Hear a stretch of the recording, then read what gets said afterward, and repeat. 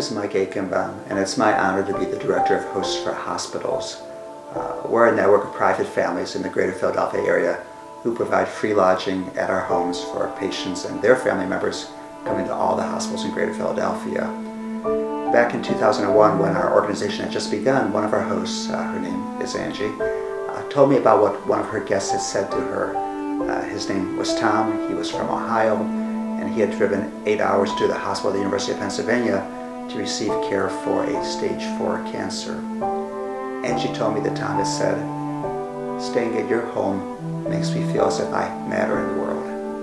When I heard that, it made me think of my own medical situation, and I'd like to share that with you now as a way of having some insight perhaps into what Tom had meant, and also hopefully inspiring you to either become a host or perhaps to make a donation to Hosts for Hospitals to help us help patient families. My own medical story starts in November 1988. I was 33 years old. My wife Ruth and I had been married for 3 years, and our sons were then 8 months old and 28 months old. I hadn't been feeling well for a while. We lived in Ann Arbor, Michigan, and I had an electrical business back in Detroit. I had about 10 crews working for me, and back in that March, about when our second son was born, my warehouse manager had quit because his own wife had had a miscarriage. So I had extra work to do, and I was 33 years old. I thought that's what happens when you get old and you get tired more easily. But I was feeling more and more tired. I remembered that in July of that year, I went to a batting cage, and it felt as if my arms were breaking off when I tried to swing the bat. But I didn't put two and two together. Around the end of October, I had a job that all we had to do was show up, and we were going to have a $2,300 profit. And I canceled the job that day. I just felt too tired to get out of bed.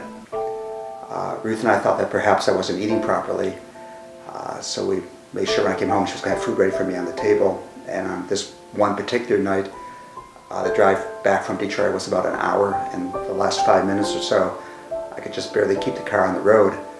Somehow I did manage to get home, and I pulled the car into the garage. And then I sat there for about 5 minutes because I didn't feel the strength to turn the ignition off. But I did finally, and climbed up the stairs. We had a split level home, and went directly to the kitchen table and sat down. Ruth had salad on the table, a big bowl, and there were serving utensils in the bowl, and there were a half dozen different salad dressings on the table. And I sat there and I didn't see the serving utensils. So instead I reached in with my hand and took the salad and dropped the salad on the table.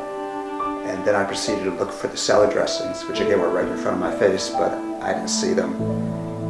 And my wife, I don't know what she was thinking, she was just watching me go through this. And I finally gave up, and I got up from the table and I walked over to the couch, which was maybe 10 feet away, and I sat down, and our 8-month-old son crawled over to me.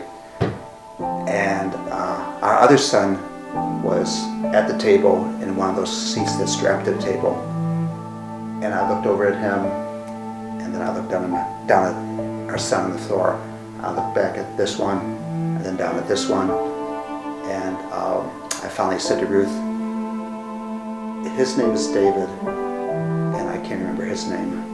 And then I got up and I went to bed, went to my bedroom. My wife took me to the doctor the next day. We went home. The doctor immediately called, told them to get in the car again.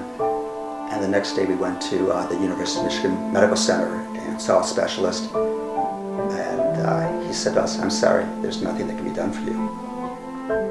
So we went to another local hospital, a community hospital, and they said, "Well, we'll give you chemotherapy and wait 30 days.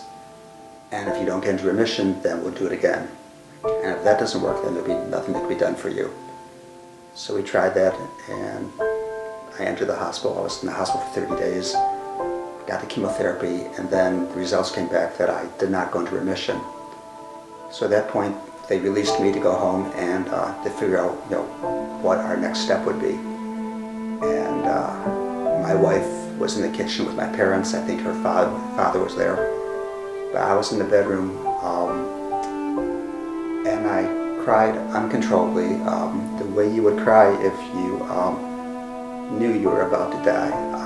They were trying to figure out where I should go to, but in my mind, the image I got, I don't know where I got this from, but I imagined that I was an old-fashioned pop-up toaster, and that in 2 weeks my toast was going to pop, and they were going to pull my cord out of the socket, and I was going to become an inanimate object.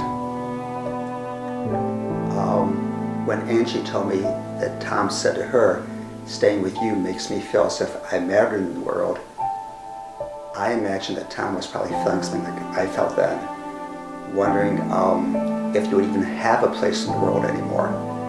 And for someone, when you're scared and wondering about your fate, to go and offer you a place to stay and say, "You're welcome in my home," I think makes all the difference in the world to you, that type of moment. In my case, my family forced me to go to Sloan Kettering in New York. I had wanted to stay in Ann Arbor and die in my hometown.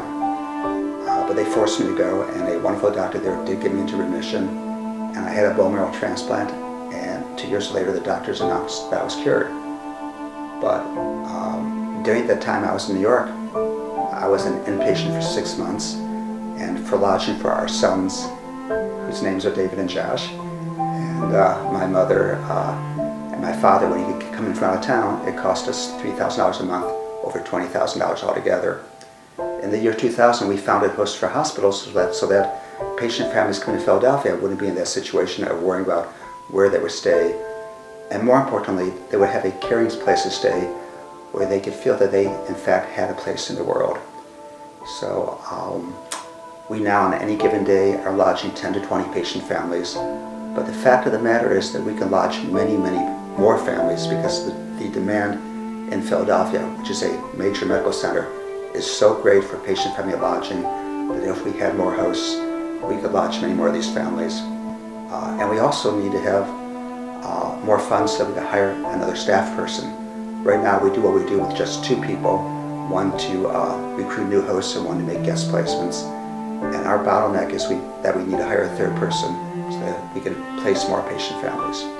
So if you live in Greater Philadelphia and you may want to be a host, I invite you to contact us. Hosting is very easy. All you need is a clean bathroom, a comfortable bed, and a feeling of home. And if for some reason if hosting is not something that works for you right now, we invite you to make a donation to Hosts for Hospitals and help us make a real difference in the lives of other people. Thank you.